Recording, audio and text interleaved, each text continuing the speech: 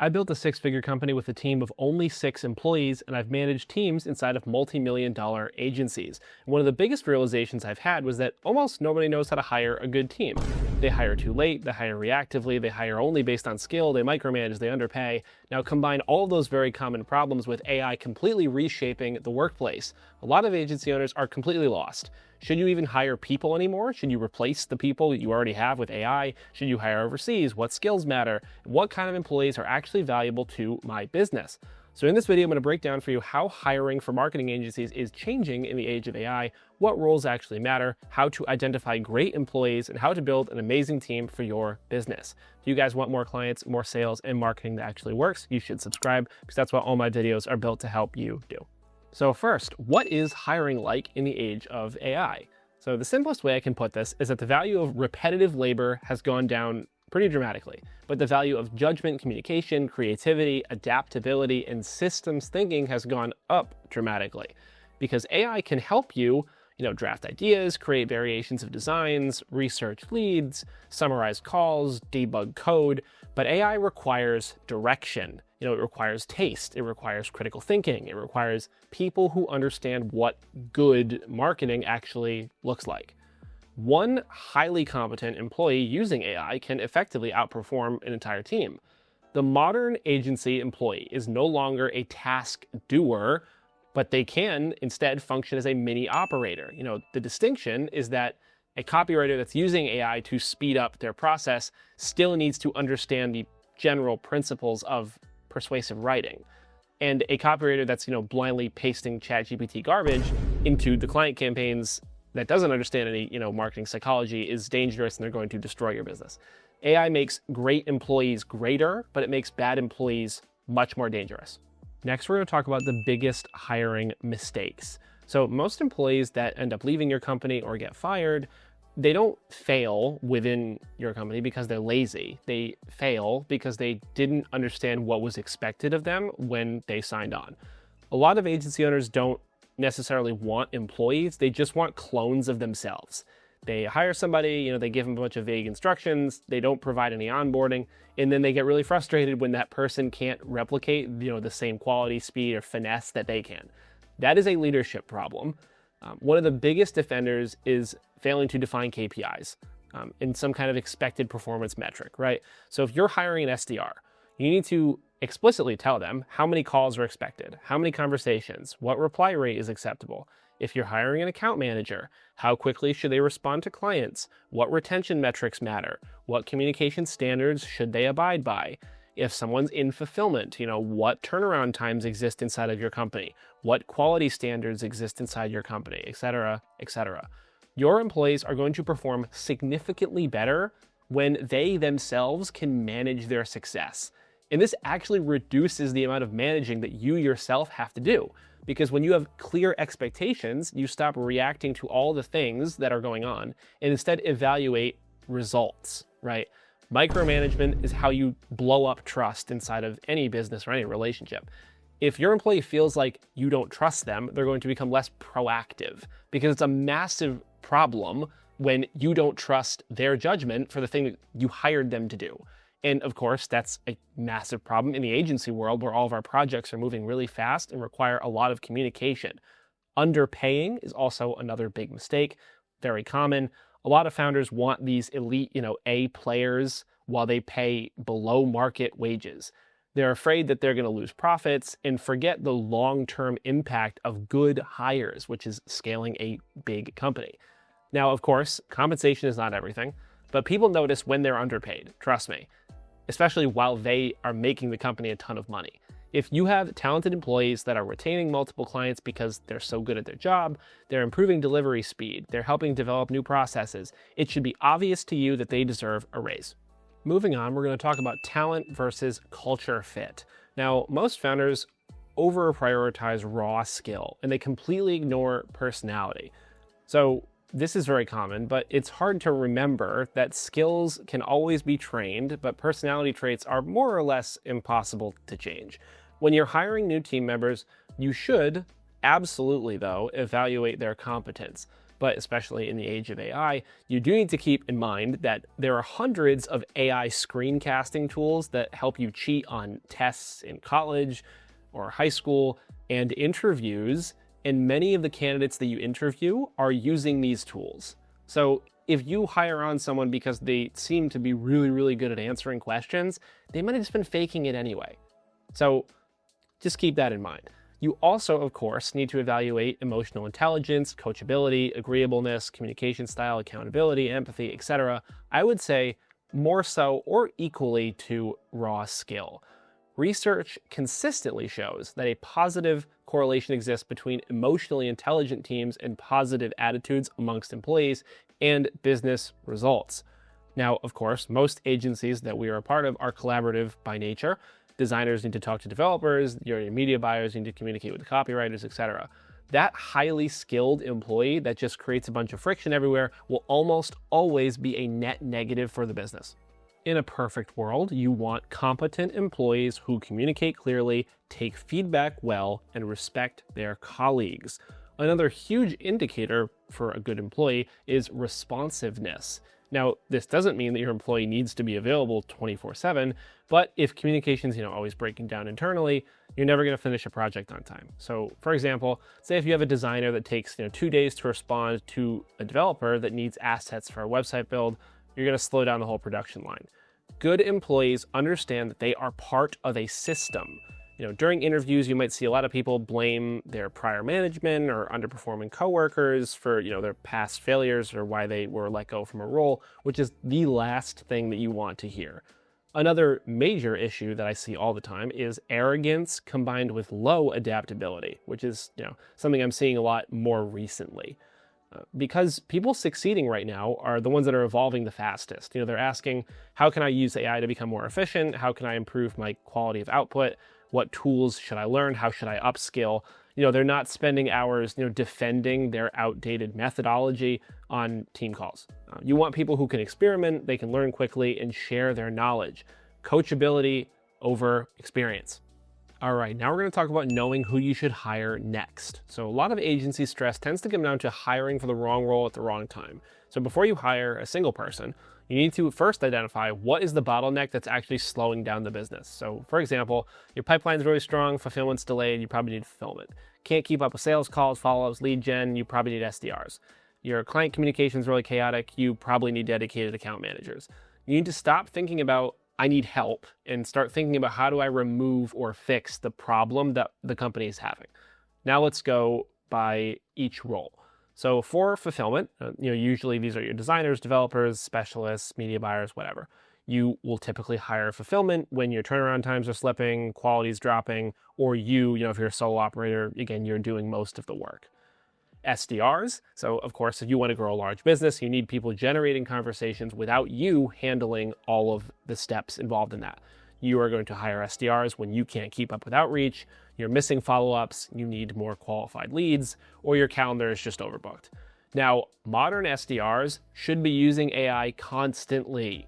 The best SDRs today are not cold callers, or not only cold callers. Rather, they have lead enrichment skills, research skills, personalization, CRM management, call summary skills, etc.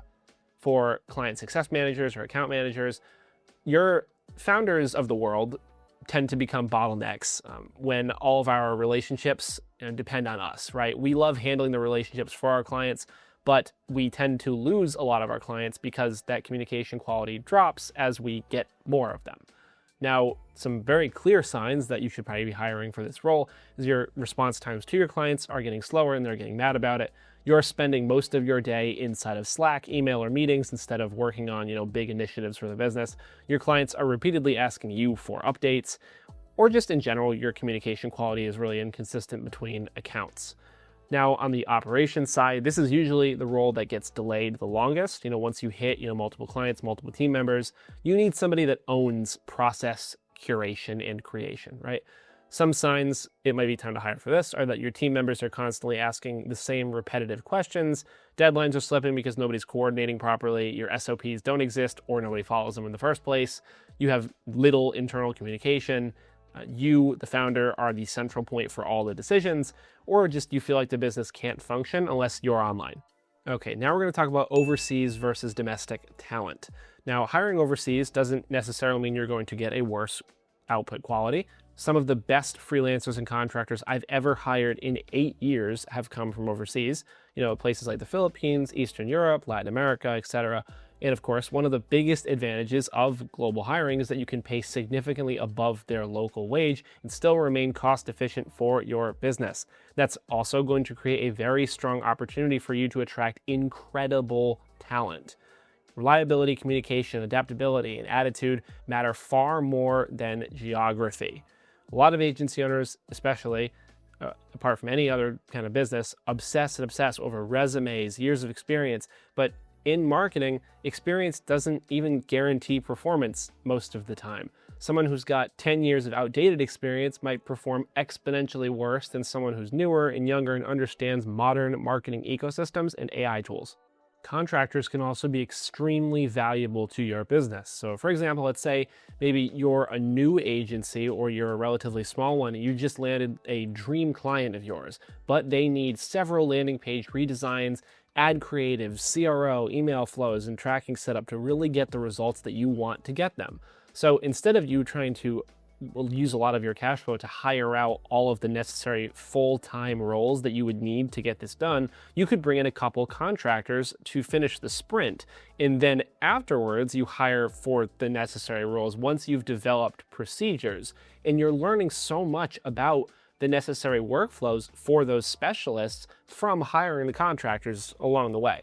Now, of course, contractors are probably going to cost you more in the short term, but if that temporary support helps you secure or retain a major client, the return on investment from that is enormous. So, of course, you got to learn that sometimes paying more for extra help is the more profitable decision.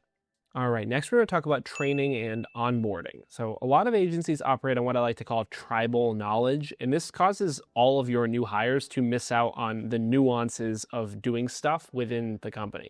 So, for example, this basically relates to anything that inside your company you would chalk up to, that's just the way we do it. So let's say you have a task for a new specialist to send reports and then upload them to Box or Google Drive. If you don't explicitly tell them the naming scheme, the subfolders, the kind of communication expectations that you have when they're talking to clients, they're going to do it wrong, and then you're going to be mad at them even though you didn't give them proper expectations. So good hiring means absolutely nothing if your employees don't have a clear path to success in the role. This is why we need to create very structured onboarding processes. So you need to have SOP libraries, video walkthroughs, documentation, internal communication expectations, scheduled check-ins with managers, KPI tracking, training systems, etc. Every major process inside of your company should be documented, from how to set up an ad account to how to log hours on the timesheet. All of these agencies also need to assign dedicated trainers or senior team members to their new hires. And they need to have weekly or bi-weekly check-ins with those new hires. New employees are always going to have questions, and they're not going to ask them immediately or at all if they're not checking in with someone very consistently. And if they start getting confused for a longer amount of time, there's just going to be performance problems later on. All of your new hires and employees in general should also very clearly understand what success looks like in the role, how their role contributes to the success of the business, what communication standards exist, as we just talked about, what tools that everyone is using, and how AI is expected to be used internally. So the last part, of course, is becoming increasingly important since agencies need very clear standards for AI usage. So, for example, we use AI for research, drafting, brainstorming, automation, and summaries. That can all be incredibly productive, but if you blindly submit unedited AI-generated work to clients, it's obviously stupid. Moving on, we're going to talk about retaining talent. So very few companies understand how to actually keep the good employees that they do find.